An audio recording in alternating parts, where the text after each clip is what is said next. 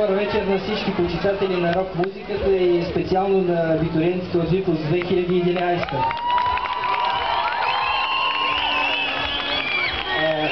Тази вечершният концерт е реализация на желанието на абитуриентите от Випуск 2011, като мисля си, че е знаков избора на групата, която тази вечер пее за тях, а именно Броня Транспортьор, тъй като занапред ще ви трябва много сила, упоритост, увереност, за да постигнете целите си.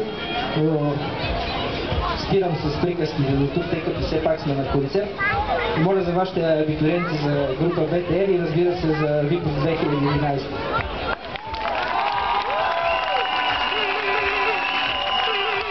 Има ли абитуриенти? Аз не разбрах. Това означава, че днес ще направим една малка тренировка за бала, което означава следното. Вие утре не трябва да могат да говорите. Това означава, че трябва много да пеете. Естествено, всички останали трябва да им помагат. Който е съгласен да се дигне ръката. Значи добре, ще има помощ. И вашите аплодисменти за община Козлодуй, защото те направиха този подарък за вас.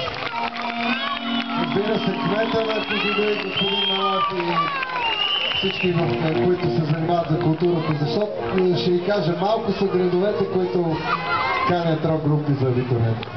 Значи вие сте специални.